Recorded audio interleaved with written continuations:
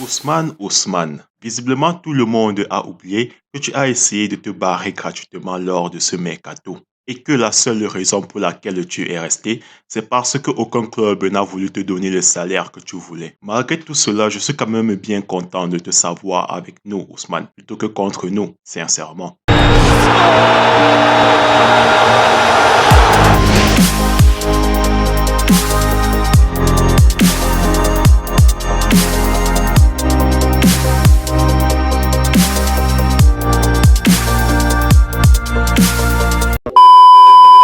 Bonsoir à tous, bienvenue sur la chaîne Le Classico. Pensez à vous abonner, à liker et à partager si jamais vous aimez mon contenu. Dans cette nouvelle vidéo, nous allons parler de la prolongation d'Ousmane Dembélé ainsi que de la future concurrence qu'il va exister entre lui et Rafinha sur le côté droit. En effet, jeudi passé, le FC Barcelone a annoncé la signature d'Ousmane Dembélé jusqu'en 2024. Un contrat de 2 ans donc, avec un salaire de 11 millions d'euros par an. Contrat très intéressant selon moi, parce que déjà, c'est un contrat de courte durée. En plus de cela, c'est un contrat dans les conditions du club. On se souvient que durant les discussions, Dembélé faisait le forcing afin d'obtenir un salaire exorbitant de 40 millions d'euros par an. Demande qui a d'ailleurs fait rigoler toute la planète entière et énervé tous les Catalans. Parce que oui, il était inconcevable qu'un joueur n'a joué que les un quart des matchs durant toute la durée de son contrat puisse avoir de telles demandes. Surtout que le joueur n'était pas fiable du tout et se blessait régulièrement. Même si on sait ça peut être dur pour un joueur de se blesser, cela ne dépend pas forcément de sa volonté. Même si je trouve quand même étrange que lorsqu'il a eu besoin d'un nouveau contrat, il nous a enchaîné une vingtaine de matchs la saison passée sans se blesser. Sinon, moi je trouve que c'est quand même une sacrée coïncidence. Quoi qu'il en soit, vu la nature fragile du joueur et son rendement lors de son dernier contrat, il était tout simplement impossible pour lui d'obtenir ce qu'il voulait. On peut donc se demander qui lui a mis cette idée dans la tête. Tous les Catalans s'accordent à dire que c'est la faute de son agent, que son agent est responsable de tout. Mais moi j'ai mon propre avis sur la question. Parce que déjà l'agent n'est qu'un conseiller, c'est Dembélé le patron. Car s'il y a idée de départ, elle vient d'abord du joueur. Parce que selon lui, il voulait peut-être toucher plus d'argent.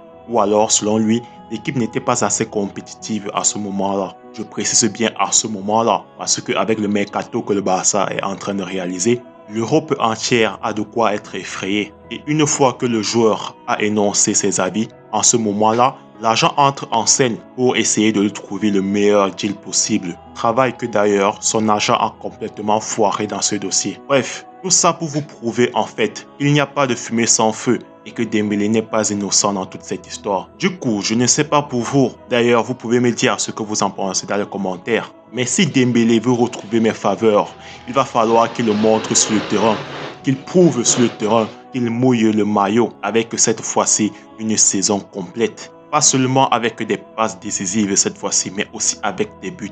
Parce qu'il aura de la concurrence cette fois-ci. Rafinha n'est pas n'importe qui. Je ne pense pas qu'il soit venu de Leeds être remplaçant. Du coup, il va pousser. Du coup, si Dembélé pense que c'est uniquement en faisant des accélérations centre sur le côté qui vont l'assurer une place de titulaire, ce que je vais vous dire va peut-être vous surprendre, mais Rafinha en est tout aussi capable. Et en plus, Rafinha peut mettre des buts, car il est beaucoup plus précis devant les buts que Dembélé.